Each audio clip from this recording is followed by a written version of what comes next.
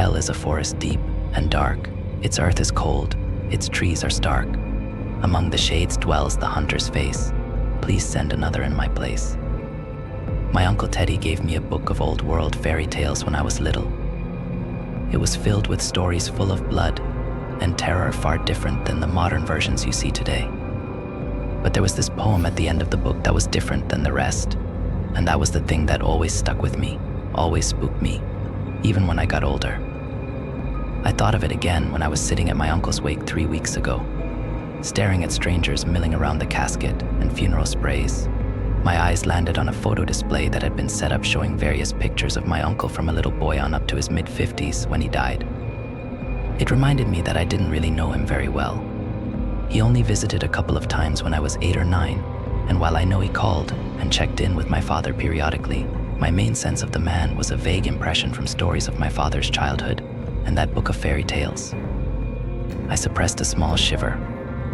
Was that poem part of the book or written in? I couldn't remember now. And what kind of man was Mai? He is a wonderful man, isn't he, Dilly? I snapped out of my reverie to see 2 old women standing stoop-shouldered and solemn just a few feet away. They reminded me of a pair of wizened buzzards tucking into a good meal, except I supposed a funeral stalking old women fed more on despair than spoiled meat. Chiding myself for the unkind thought, I offered a weak smile as I saw they were looking at me. Oh yes, a truly singular man of truly singular talents, Millie the other one offered, her eyes not leaving my face. Swallowing, I accepted they weren't going to just go away, and so I decided to engage them in the hopes of getting it over quickly. So you 2 knew my uncle well. Millie gave a low throaty chuckle that spoke of cigarettes and bourbon earlier in life, if not now. Oh yes, fairly well. We've been clients of his for years. I felt a small flicker of interest at that. Clients. You know, I always wondered what my Uncle Teddy did. He always had a lot of money from what I heard, but I never knew from what. Can you tell me what kind of work he did? If you're enjoying this video, please subscribe to our channel and leave a like. Let's continue.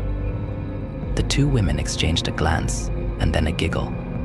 It was a short, nasty sound like schoolgirls sharing the secret of the cat they had just lit on fire. I felt myself recoil slightly and was about to make an excuse and go when Dilly started speaking again. He is an artist, my dear. Painfully talented.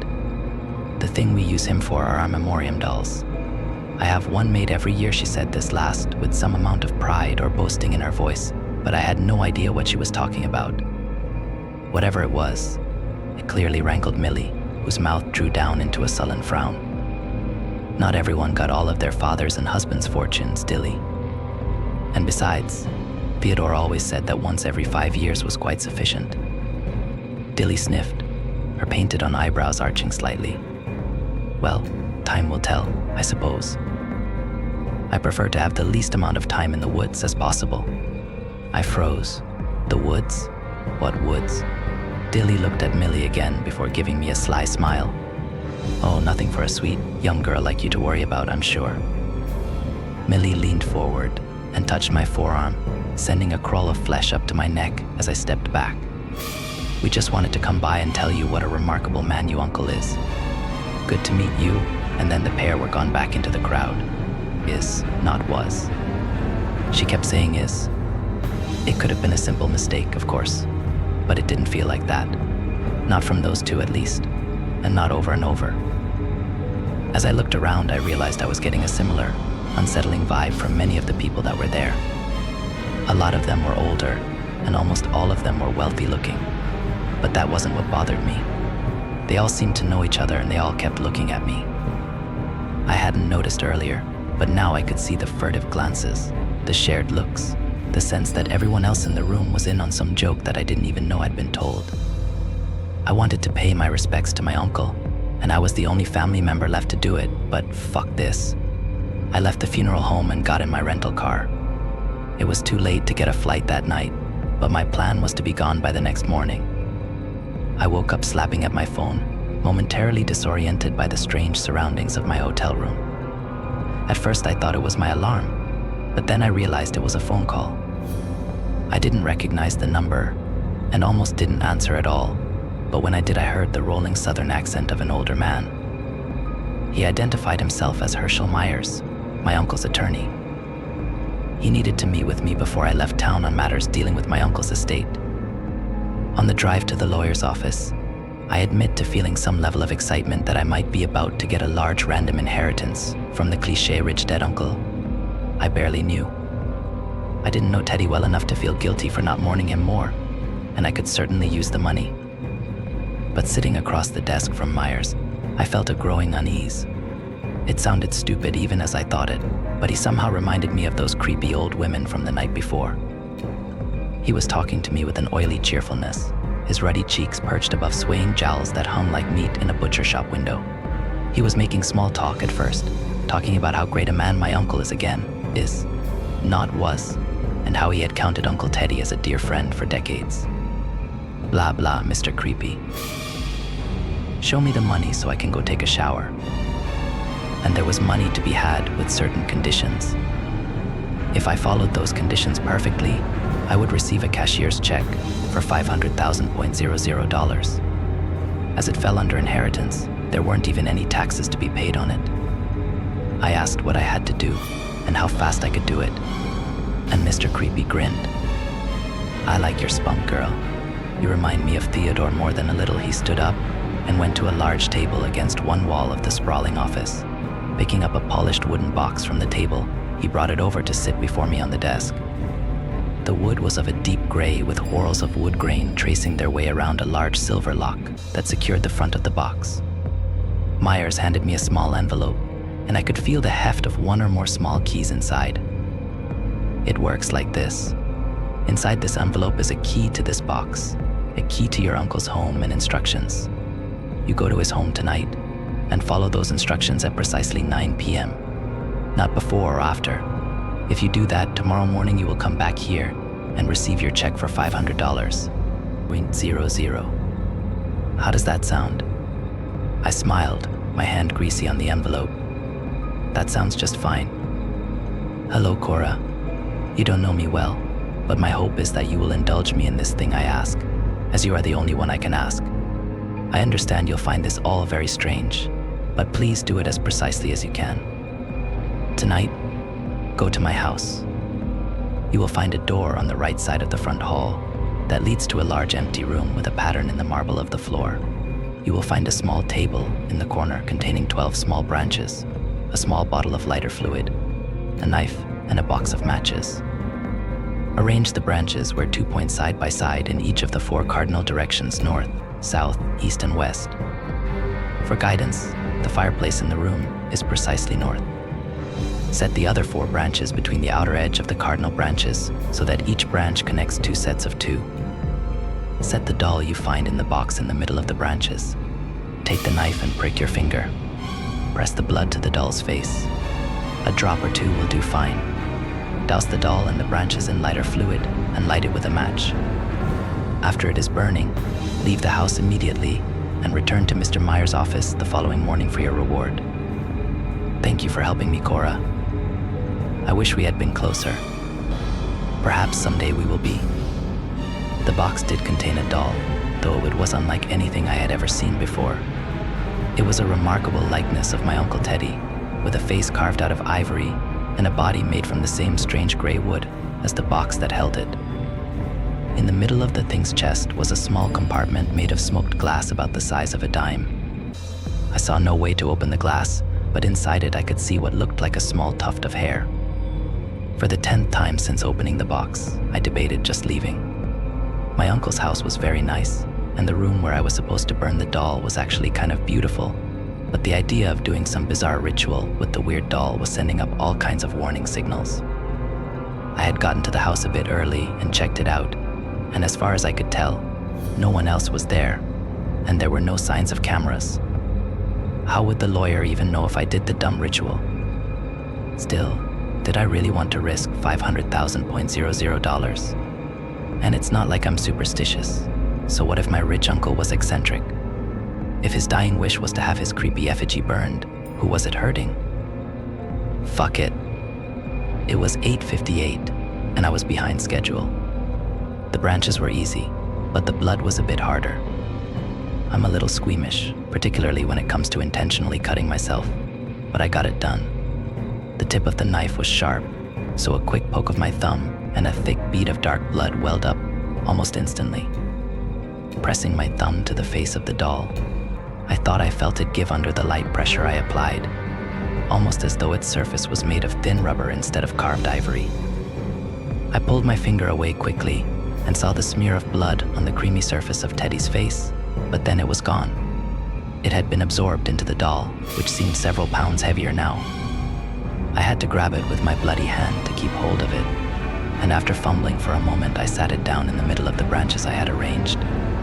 Lighter fluid, fire, doll in flames, and I was going to leave.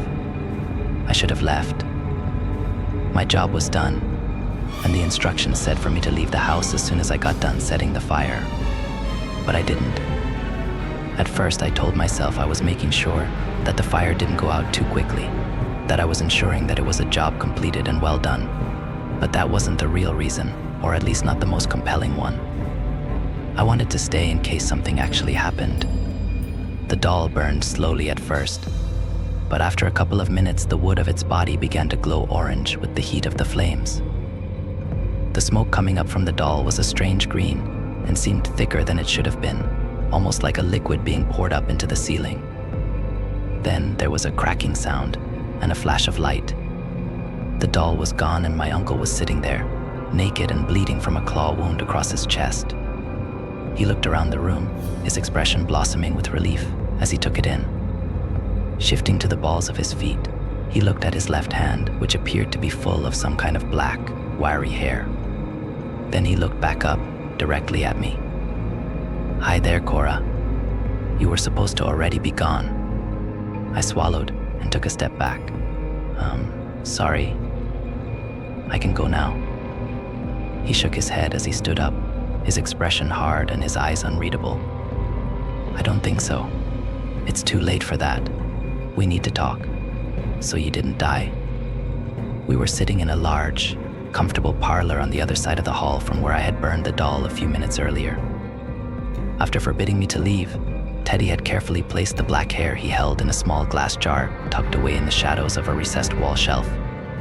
Only then did he step out of the room briefly to retrieve a crimson robe. Beckoning me to follow, he led me across to where we currently sat, his hands clasped in his lap as he regarded me with a small smile. "No, I did. What did they tell you killed me?" I started slightly at that, but decided to go along with it for now.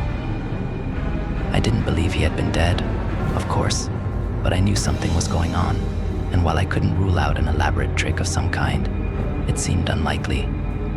"Okay, they said it was a stroke." He winced. "Shit. I'll have to watch out for that. I need to eat healthier for one thing." His smile widened. "But I'm getting off topic. You saw something pretty remarkable tonight, I guess, and you deserve an explanation." Nodding, I shifted in my chair. "Yeah, that'd be nice. I'm kind of freaked out right now. And please be honest, I know you faked your death." Teddy raised an eyebrow. "Fake my death?" "No, I was really dead. They really buried my body. In fact, that body is still laying there rotting as we speak." "But how? That makes no sense. How are you here then?" He leaned forward, his eyes glittering in the meager light offered by the lamps set in the distant corners of the room. "Because I went to hell and you brought me back." I stood up. "Look, I don't have time for this weird bullshit. Pay me my money and I'll be out of your hair." He waved his hand, gesturing for me to sit back down. "Calm down. You need to hear me out, believe me, for your own good." I sunk down into the chair again, a ball of ice slowly forming in my stomach. "Why? Why for my own good?"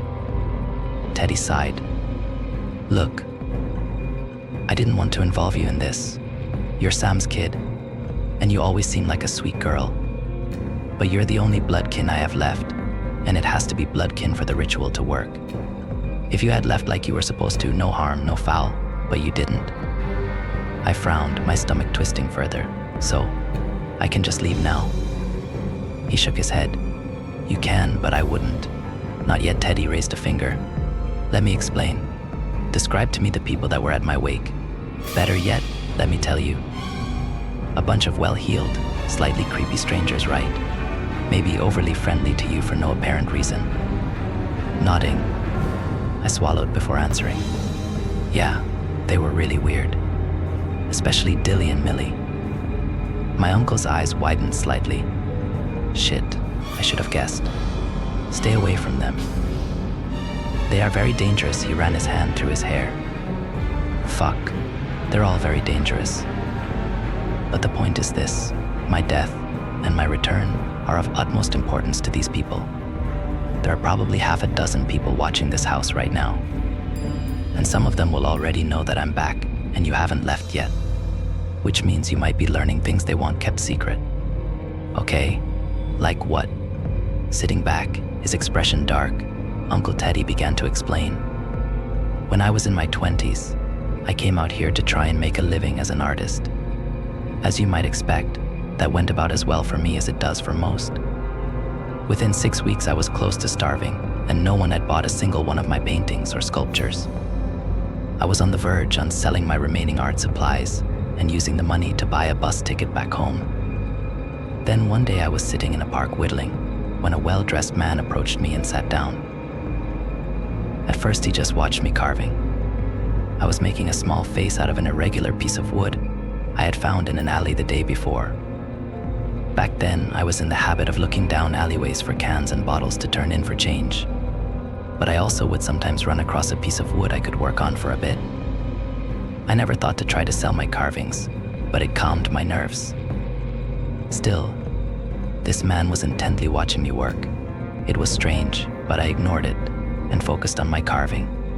After a few more minutes, he spoke, telling me how talented I was. Had I been carving for long?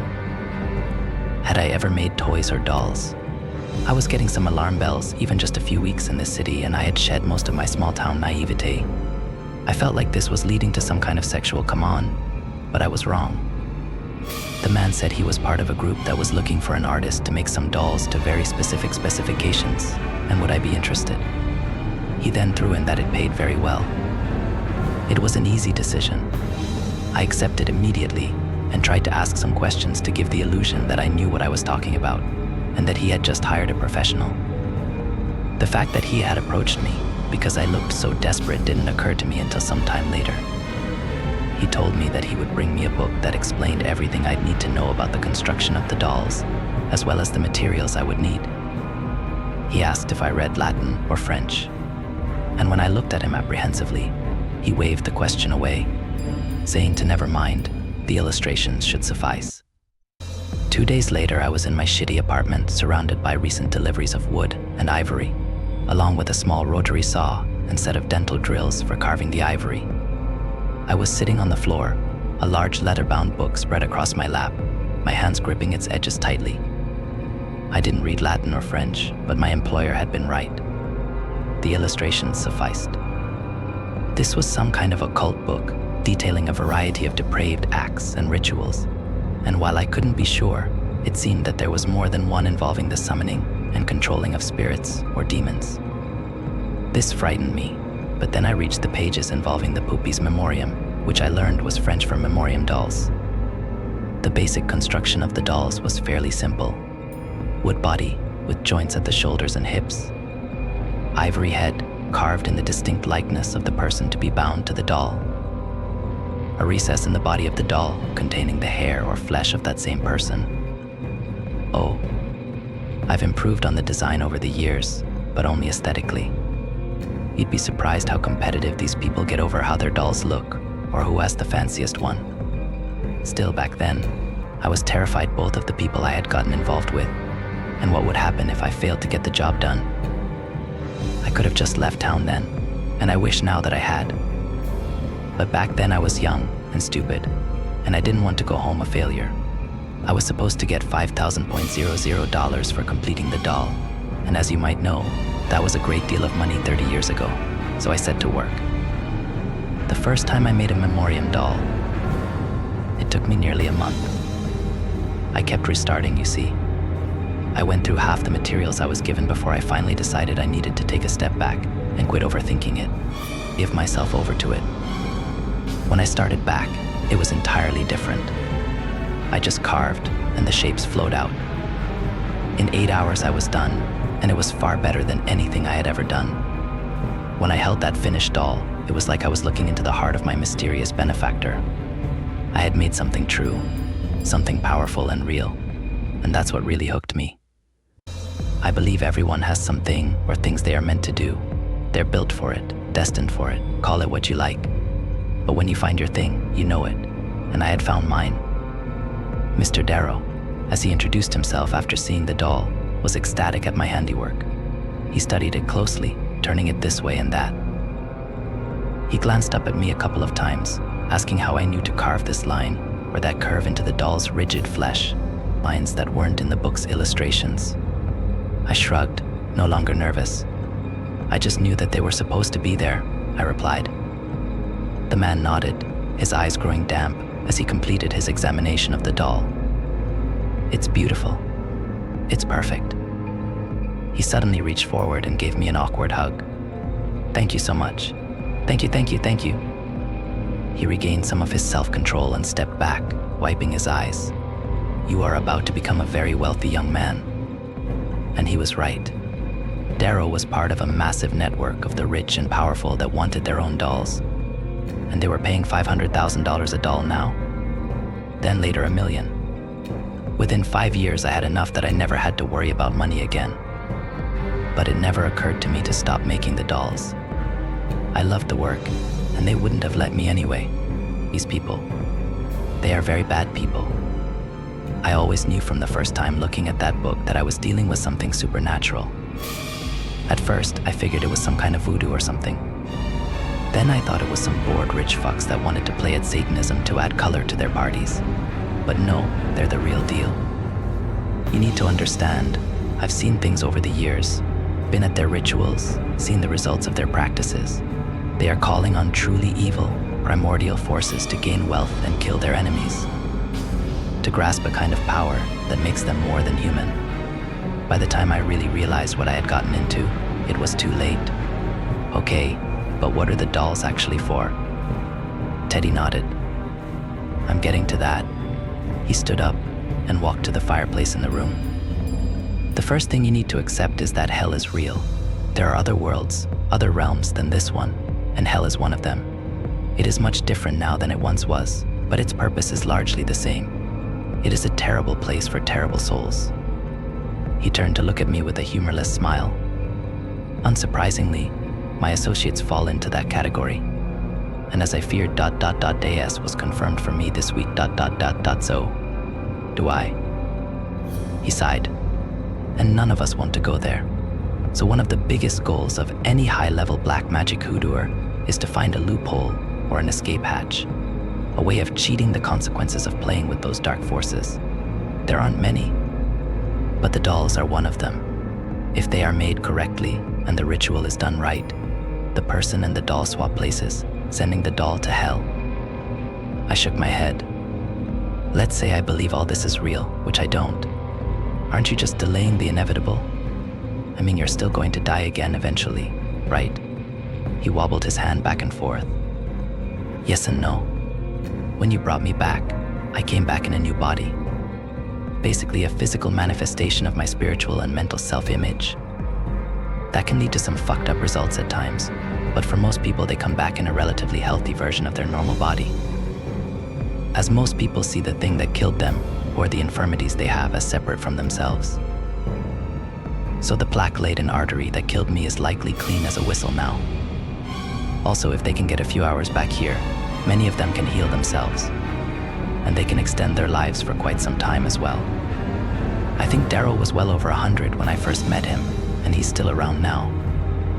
But the biggest thing is that they are all biding their time for something they call the breach. They don't talk to me about it, but the snatches I've heard make it sound like it's something they think will change the rules for them. Either way, they would rather be here than in hell. He rubbed his chest absently. I share the sentiment. I was going to ask another question when there was a loud knock on the front door. Teddy raised his finger to his lips, Stay here. If you hear me say the phrase, worth my salt, you run out the back. Run and keep running, and don't go home. Never go back to places they could find you. He waved his hand placatingly at my expression. Hopefully it won't be needed though. They need me too much. I could see he was worried, and while I wasn't sure how much of what he was saying was true, I did trust I was in serious danger. I heard him open the front door in the middle of a louder knock. A voice that sounded like the lawyer I had met that morning echoed down the hall. Herschel, I think enough of your intelligence to assume that you know that's not going to happen. My niece is staying with me and is under my protection. She's not going to blab your precious secrets because she's intelligent and not suicidal. So are we good?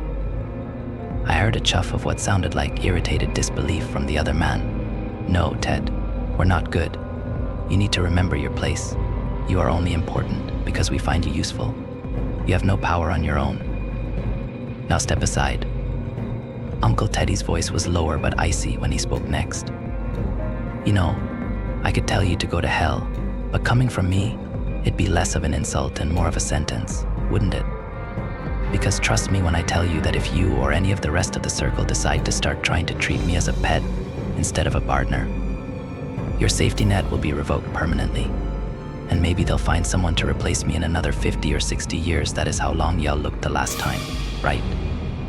But how long do you think your old, stinking asses have before your hoodoo can't keep you going any longer? Before something gets you that you didn't see coming?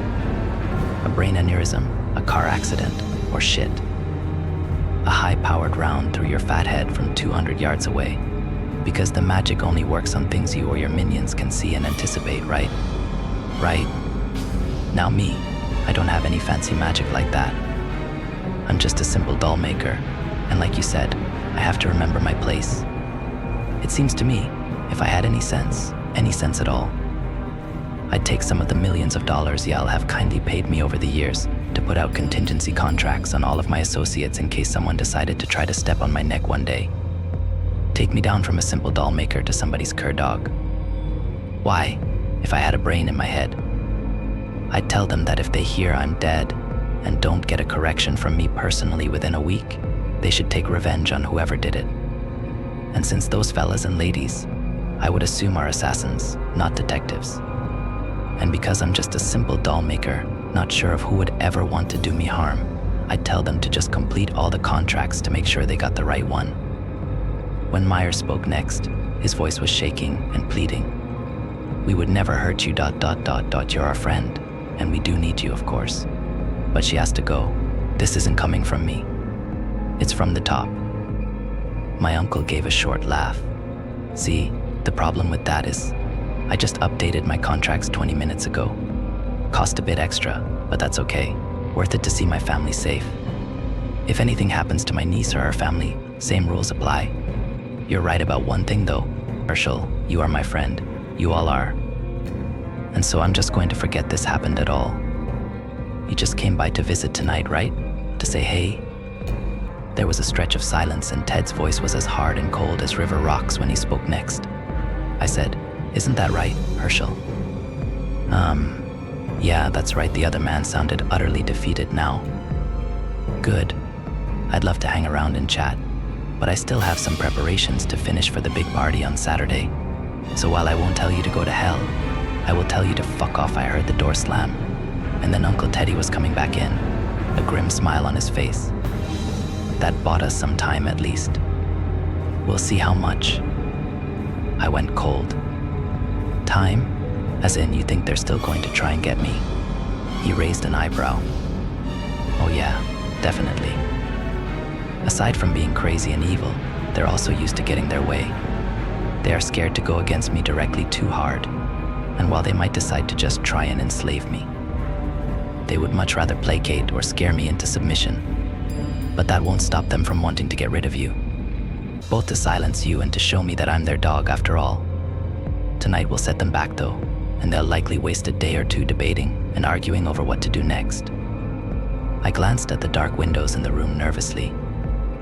What's to stop them from just killing me with a spell or sending a monster in after me if they have all this power? He nodded. A good thought, but it wouldn't work. Over the years, I've made more than one doll in exchange for services.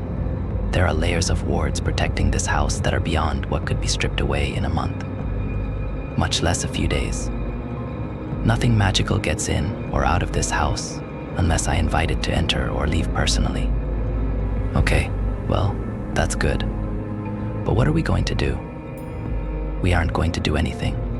You're going to go cut me off an inch of your hair and then go to bed in one of the guest rooms. Do not leave this house under any circumstances until I tell you to, okay? I frowned. Okay, ... But why my hair? I tried to smile. Planning on making me a doll too? He didn't return the smile. Well, yes, of course. For a variety of reasons. But the most salient to you being that most likely if you die any time in the next few weeks, you're going to hell. I felt the dull roar of panic building in my ears. What are you talking about? Why would I go to hell? I'm not a bad person. Teddy sighed. You have to stop looking at it as black and white or right and wrong. There are rules for how you get sent to hell and how you get out, because you can get out without using a cheat like the dolls. But it usually takes several hundred or thousands of years. But I digress. The point is that you did an infernal ritual tonight and violated the rules of hell in the process. You didn't know what you were doing, so that helps a bit. But you'll still carry a ... stain around for a while. The good news is that something isolated like that fades after a bit. If you died a few months from now, all would likely be fine. If you got hit by a bus tomorrow ... well, I'd lay odds that you're going to hell. So you're going to make me a doll for in case I get sent to hell. He smiled thinly. Yep, there are scissors in the bathroom. Underlayers are fine, not trying to make you look like a mental patient. For most of the next day, Uncle Teddy was holed up in his workshop working on my doll and other preparations. He said my doll was going to be extra special, so he had to take more time than usual to get everything just right. Apparently, the other preparations were for a party he was throwing on Saturday. Teddy told me that he had sent out invitations to everyone he made dolls for months ago.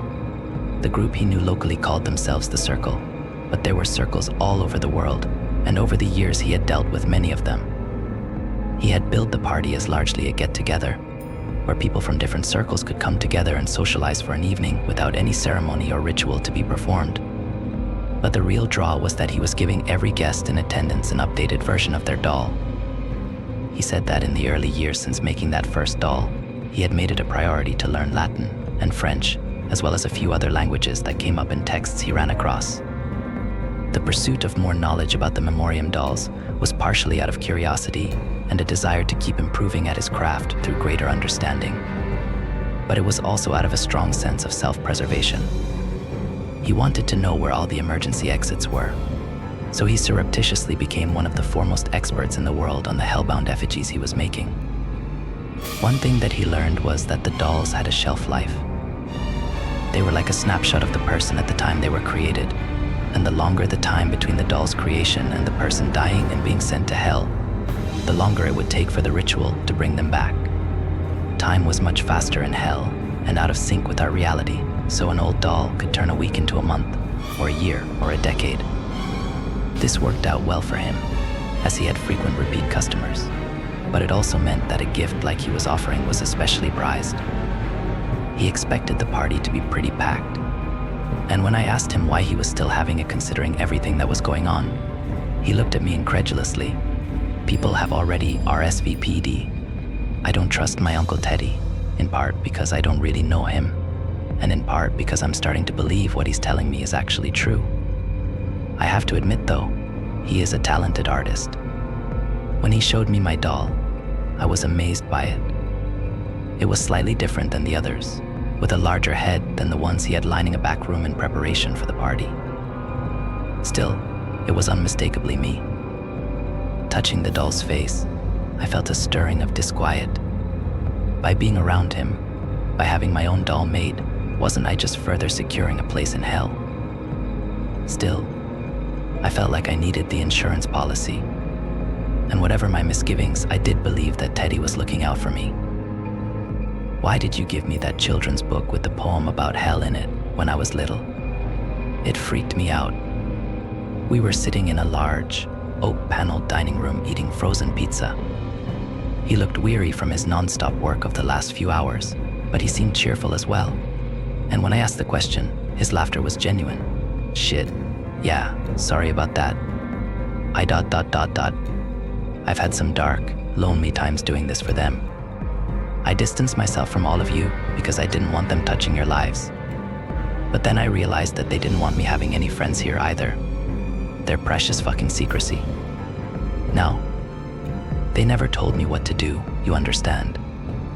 They didn't want to piss me off, but if I made a friend, dated someone, even hired a prostitute, they would suddenly drop off the face of the earth. After a couple of years of that, I gave up. He stared down at his pizza, his face sagging with the weight of his past and his pain. When he looked back up, his lips carried a sad smile. I was there when you were born. Did you know that? You were a beautiful baby. He pushed the plate away from himself and sat back. When I realized I would never be around Yal, and that I'd never be allowed to have a family of my own, I got very down. They kept close watch on me to make sure I didn't become suicidal, but there were still a couple of times when I considered it.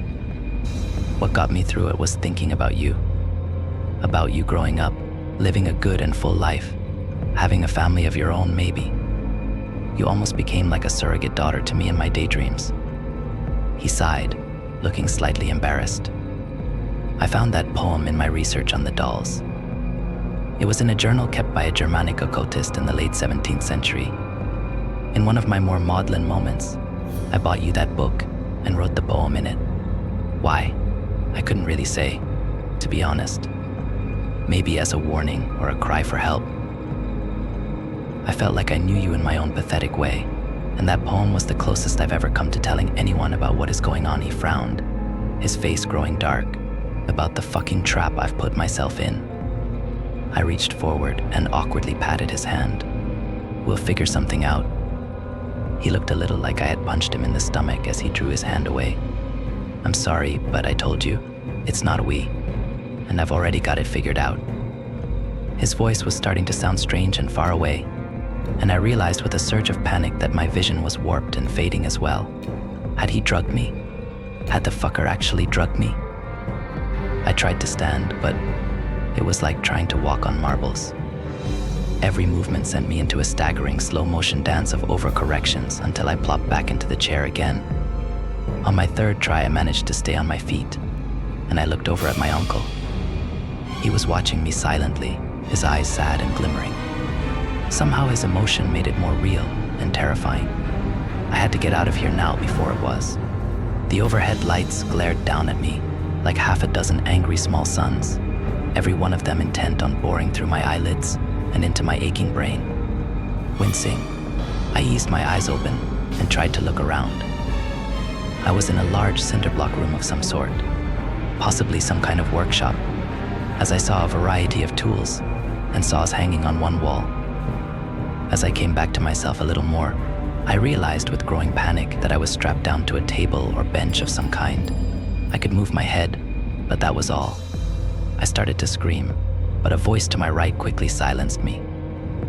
There, Dilly said, her dry cooing sounding like the rustle of a snake shedding its skin. Quit making such a fuss.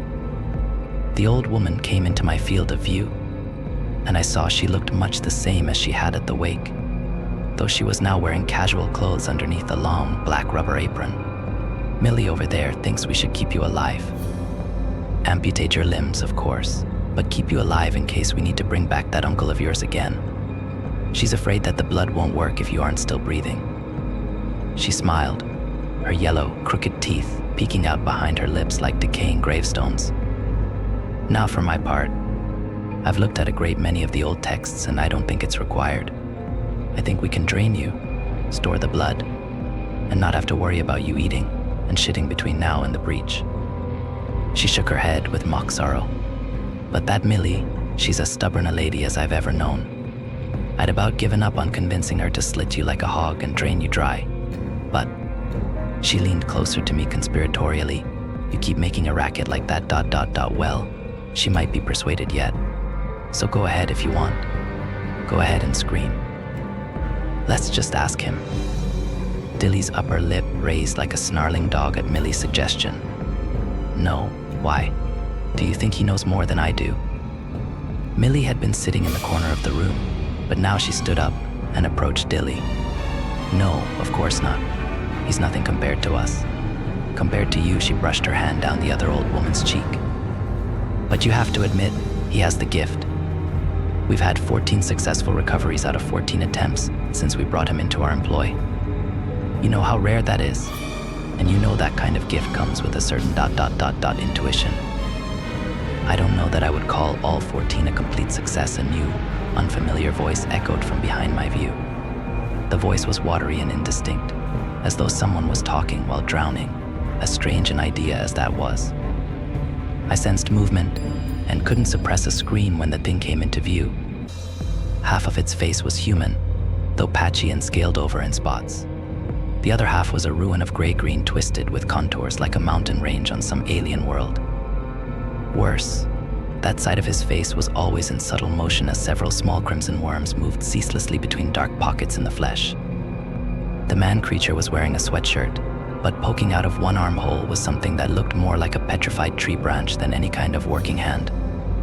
Still, as I watched, the monster hand flexed and moved, the skin splitting in a dozen places with every motion, leaking some dark corruption for a moment before healing back again. I tried to turn away, but Dilly grabbed my face and held me fast with surprising strength. You just keep making noises, don't you? Interrupting. And now you've been rude to my brother. I think exsanguination is the only real answer here. Millie stepped forward. Dilly, stop. She turned to look at the monster. Peter, your ... changes were due to your predilections, not a flaw with Teddy or your doll. We've been over this. You ... overindulged in certain things, didn't you? And they became a part of you. The creature called Peter took a couple of threatening steps towards Millie with a crooked gait. You need to shut up now. He turned to look at his sister. Dilly, you need to shut her up before I lose control. But Millie pressed on. You felt ashamed of your vices, didn't you? Ashamed of what you had become. You thought of yourself as a monster, so that's what you became. It's your fault, no one else's. He let out a bellow of rage and raised his fist to strike Millie, but suddenly he froze still. You'd raise a hand to me? Even at your best, you were not our equal. Peter flew back, as though he had been shoved, his body sounding like it bounced off a far wall out of view, before landing with a thud. Dilly let out a small cry and ran over to him. How could you? You know how he gets. He's very sensitive about what happened to him. About his ... urges. You were goading him. Millie's expression was hard. No, I'm just tired of treating him like the baby he acts like. He's not dead, but I won't have him getting in our way with his tantrums any longer, you understand? You control him, or next time I'll pull his head off like a maypop. She reached into a pocket and pulled out her cell phone. And I'm calling Teddy. I'm tired of coddling you as well. My head was swimming with everything I had just seen, and I was trying to simultaneously process it all while searching for some way out of this. Then I heard Uncle Teddy's voice over the speakerphone. Hey there, Millicent. How's my favorite girl? Millie's face had changed as soon as she had dialed his number, and it brightened further at his words. Oh, hush, you flirt. I'm doing good. Just here trying to decide what to do with your wayward niece. I'm afraid to kill her, but Dilly thinks it will be fine as long as we store the blood properly. There was a brief pause before he answered. Well, I'm not the expert, of course, so I'm just going with my gut here. But I think Cordelia is right on this one. In fact, I think it might be a mistake to keep her alive. Every time we've done the ritual, the bloodkin was a willing participant. I'd be afraid that if she's forced to participate or still alive at all, her contrary intent might taint the offering. Whereas if she's dead, the offering becomes neutral with no intervening or contrary will to counterbind it. Dilly had walked back into view, her hands stained with more of the black ichor perpetually dripping from her brother. That's what I said. But you know Millie, she's always so hard-headed. Teddy was giving a light laugh when Millie cut him off. Teddy, how do you know about counterbound offerings? His laughter trailed off. What? Oh, Darrow gave me a couple of books over the years. My foreign language skills aren't quite up to snuff, but I've made out a little of it. Did I use the term wrong? Millie's brow was still furrowed, but then Teddy spoke up again. I wish you wouldn't tease me, Millicent. I know I don't know much, but I do try to learn from all of you. His voice sounded hurt and slightly petulant. It made Millie smile again. No, Teddy, you are a gift to us all. I'm sorry I wasn't trying to tease you. And you used the term just fine. Dilly was rolling her eyes and Millie shot her a dark look. You've been of great help to us in this too, and thank you again for telling us about Myers. I always knew there was something about that man. Very off-putting. My uncle's voice was warm again. Yeah, I just hate it came to that. He was my friend for years, but there's no way I could go along with what he was suggesting. For my sake and for yours, he let out a small sigh. Anyway, on to happier topics. Y'all going to be here tomorrow night for the party, right? Millie grinned wider, her cheeks coloring. We wouldn't miss it for anything. Good, good. Say, is my niece there? She laughed, looking down at me. Oh, she's here. If looks could kill, as they say. I think she's a tiny bit miffed with you. Uncle Teddy chuckled slightly. I bet. Hey, Cora. Sorry it worked out this way, but that's the way it goes sometimes, yeah? I wish you'd left like you were supposed to. It's kind of your fault you're in this mess, and now these nice ladies have to clean up behind you. I thought he was finished, but then he went on. Still, I meant what I said. You were a nice little girl. When you get where you're going, remember that poem I wrote you. If you feel yourself getting too scared, say it, and maybe it'll make you feel a bit better. Another pause and then, Millie, I've got caterers beating down my door wanting to do prelim setup, so I have to go. See y'all tomorrow night. When Millie hung up, Dilly started back in on her immediately. I don't trust that slick little fucker. Not one bit. It was Millie's turn to roll her eyes. I don't see why not. To the extent anyone is trustworthy, he's shown himself to be pretty reliable. When Myers approached him at the door, and Teddy didn't turn this one over right away, when he supposedly threatened all of us, I admit I was a bit concerned as well. Dilly let out a snort, but Millie ignored it and continued. But when he called me and told me about what Myers had suggested Teddy letting him come back the next day to get and keep the girl, so he could gain standing and leverage over the rest of US ... Well, I didn't believe it at first either, but then Teddy promised to turn her over to us. She gestured towards me, and there the girl lay, delivered like a holiday turkey. Scowling, Dilly wagged a finger at the other woman. Convenient.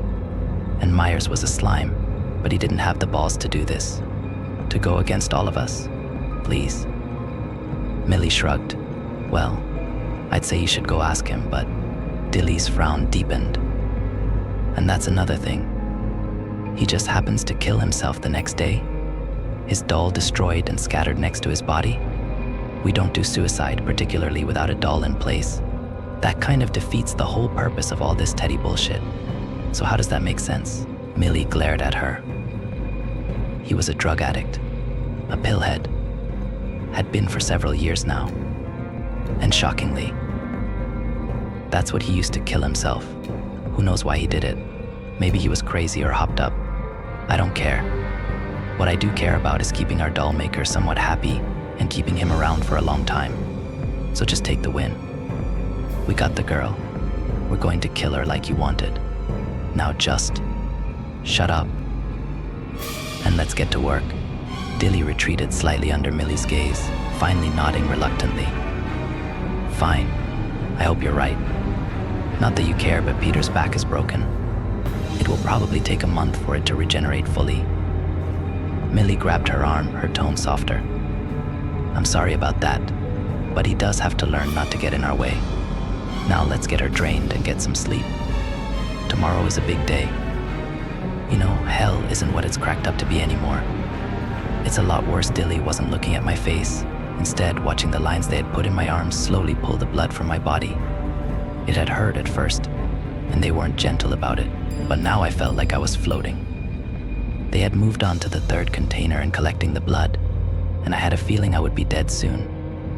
Millie had left to attend to something else after they had the process started, and some men had come in and drugged Peter the monster out soon thereafter. So it was just me and Dilly, and she had decided to lecture me on the place I was heading to so soon. When hell was first created, some of its first inhabitants were fallen angels, with Lucifer in charge for the most part. He set up the first kingdom of hell, and it was remarkably orderly in its way. But then something new came to hell. This new creature ... it didn't want order or a kingdom. It just wanted to hunt and kill the demons and other denizens of hell. They started to fear it more than Lucifer. They called it the Hunter. No one knew much about it. There were rumors that it had been exiled into hell from another realm by an entity called the Baron. But it was all frightened whispers in the dark. What Lucifer knew for sure was that it was killing his strongest demons, and they weren't coming back. Because that's supposed to be the deal in hell, right? You can be tortured and killed, but you always come back, ready for more. Not if the Hunter got you, though. You were just gone to where? No one knew. But it's safe to say it's as bad or worse than the place you just left. Because the Hunter's methods may be simple, but he is not. He's not a dumb animal, and he's not easily tricked. As Lucifer found out. Lucifer tracked the Hunter easily. He wasn't trying to hide, and wherever he went, the landscape changed into dark and terrible woods. But this wasn't concerning to Lucifer. It was still his realm overall, and he wielded considerable power there. He set traps, he summoned armies, and he prepared himself for battle. And then he started to sing.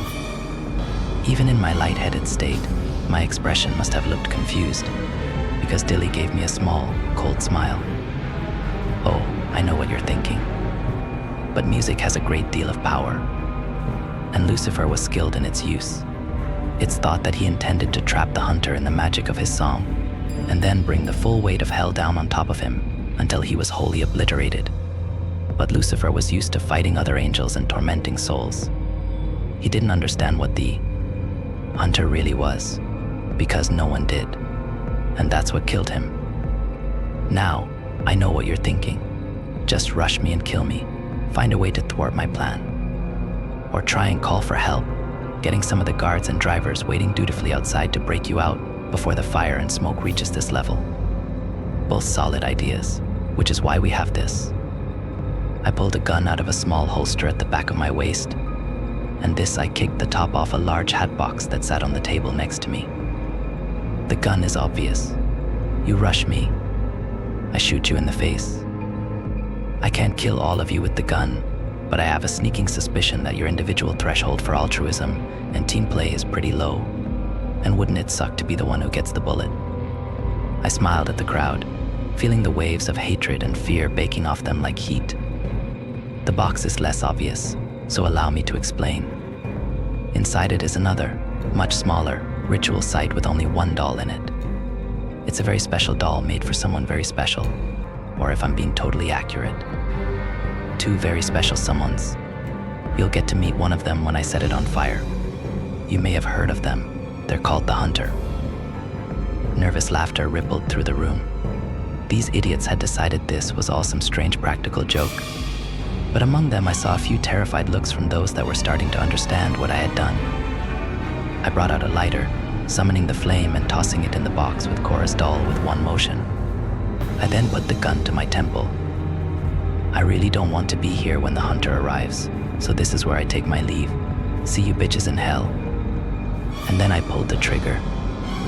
I tried to put my doll out, though I wasn't sure for what purpose. But there was nothing to extinguish it with. I thought about the sound of the waterfall nearby, and while it seemed unlikely I could get any real amount of water to the doll in time, it was burning too fiercely for me to pick it up.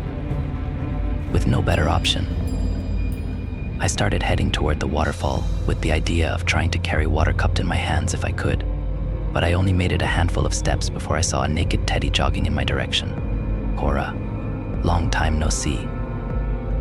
Looking wellish, he tried to smile, but it faltered and fell from his face quickly. Look, I know this has all been terrifying, and I'm very glad you're okay. I'm sorry you've gotten pulled into all this, but it's almost over. I'd hug you, but we're both naked, and I'm not that kind of uncle.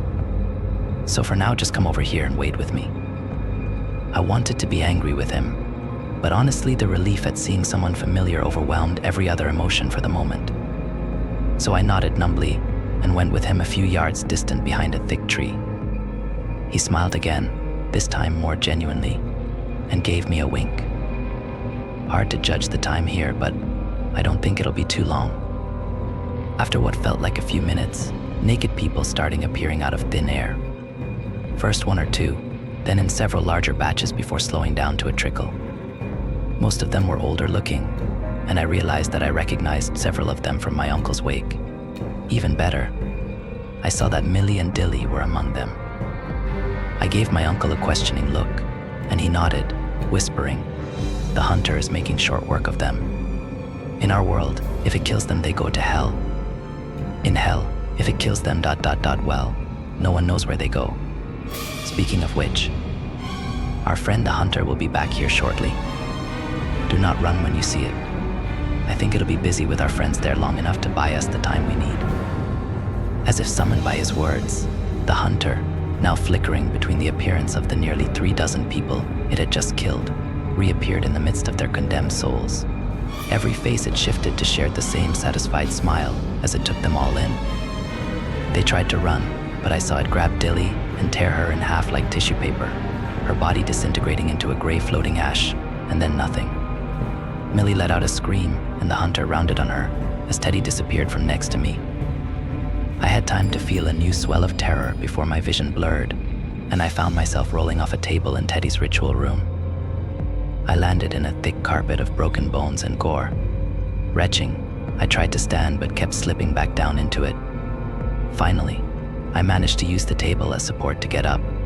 I almost fell again when I saw Teddy's corpse laying on the table, a chunk of his head missing on one side. The door on the far end of the room opened and Teddy came in, his new body whole but still disturbingly naked. He looked around the room and then at me.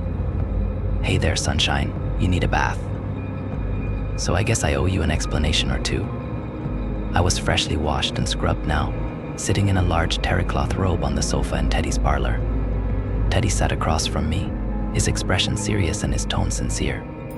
It helped him not making a joke out of it anymore, but I was still confused, angry, and scared. "Yeah, you could say that." He nodded. "Okay, well, I'll start at the beginning. For the last several years, going on almost a decade now, I've been studying and planning a way to get rid of them, permanently.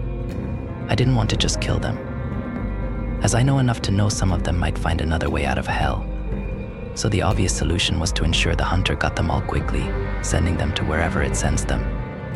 When I had most everything ready, I killed myself. I went to ask a question, but he was already shaking his head. Yeah, the whole stroke thing, not true.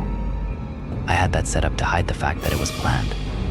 I needed to get to hell to pick up the last ingredient I needed for my plan, hair from the hunter. Now I did interrupt. "How did you get hair from the hunter without getting killed yourself?" "Well, I didn't get it from the hunter. I got it from a demon I'd been in contact with that thought I could get him out of hell.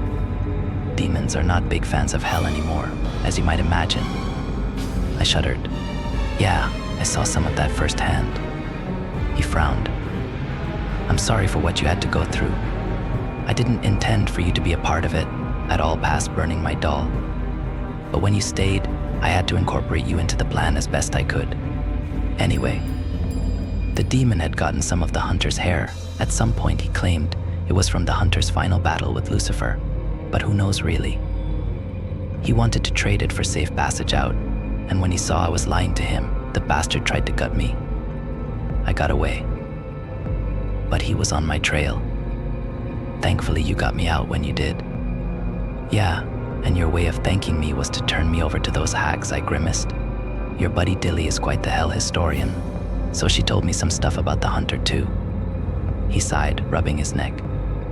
I know, I'm sorry, but it really was necessary. I had to get them all here, and for that they had to still trust me. And the only way to regain their trust was to frame Myers and give you over." Plus, I knew I could get you back from hell. Glaring at him, I took a deep breath before speaking. So what exactly did you do to them? Teddy broke into a grin. Now this is the good part. You know what a nesting doll is? It's those little dolls that have smaller versions of the doll inside it. That's essentially what your doll was. The head of the outer doll contained a smaller version, and that smaller version contained a tiny version. The outer doll was bound with the hunter's hair, as was the smaller doll inside. The tiny doll at the center had your hair, as well as blood from me. I had no blood to put on the hunter's doll other than mine or yours, so I used yours on a hunch or my gifted doll intuition, if you prefer.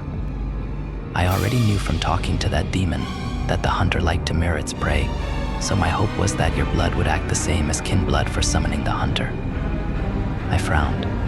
But how did you know the hunter would be hunting and mirroring me? He winced. I don't know a ton about the hunter, but I know more than most. And the impression I've gotten is that it's pretty vindictive. It does not like people escaping hell via the dolls. So I figured it would be after you pretty quick since you helped me escape already. So you guessed, and your best plan put me running from the hunter for hours or days or whatever in hell. It could have killed me, sent me somewhere you couldn't get me back from. Did you think about that? His expression grew dark. Of course I did. I hated it. But killing these people, obliterating them from the face of hell and earth, was more important than you or me. This isn't just about revenge. These people mean to break the universe. Tonight we took out some of their most powerful members. And if we got sacrificed along the way, so be it, he smiled thinly. Still, we didn't, so yay for that. Now if I can finish explaining. I nodded sullenly. I saw his point, but I didn't like it. I could still feel the chill of those woods on my skin, and I was having a hard time not constantly peering into the shadowed corners of the room. With an effort, I pulled my focus back on what he was telling me. Okay, so I got them all here. I locked them in that room with me, lying and telling them I had the ritual pattern set in the floor below them and the dolls above them. In truth, the pattern and the dolls were both above. I did have charges set to detonate on the lower floor if we weren't back in a few minutes, but I didn't plan on burning down my house if I could avoid it, in part because I didn't want us returning to an inferno. But I was trying to hedge my bets. If the hunter didn't get summoned, or if he worked slower than I anticipated in killing them all, I wanted any outside efforts by their people to be focused on getting them out and dousing the logs, not the explosives I had hidden or the ritual room I had set up above them. As it turned out, the hunter did come and kill them after all, and the timed incendiary I had set upstairs to light the wood and dolls on the second floor was already burned out by the time we got back. But how did the dolls actually work this time? He shrugged. Well, mine was like normal. I had gotten some blood from you before I turned you over, so I was set to get pulled back when mine burned. Theirs were all flawed, they had no blood on them, and had several other intentional imperfections, so once they burned, using the dolls to return became a dead end for my dear friends. As for yours, all the layers of dolls were carefully prepared to keep burning. I had to make sure it burned all the way through to the inner doll, or you'd be stuck there with the rest of them. So the outer doll burned and summoned the hunter here, sending the doll to hell. The middle doll burned, summoning the hunter back to hell and bringing the doll back here. Finally, the inner doll burned, sending it back to hell and pulling you back here. He sat back with a satisfied smile. Makes sense. I scowled at him. Yeah, shit. You were taking a lot of chances with all of this. I guess I get why, but fuck, I paused. So is it over now? Really and truly done? His smile was cold now. Oh, I'm not done yet. There are a lot more of these people out there, and they need to go. I've got the resources I need to make that happen, and a lot of atonement is going to be required if I have a chance of not winding up back in the forest someday. But for you, yeah, it's done. I'm going to be giving you a cashier's check for $10 million, and after you deposit that, you don't ever have to associate with me again. I looked at him in stunned silence, not sure of what to say. Of course, he continued, his smile warmer now, and his eyes dancing.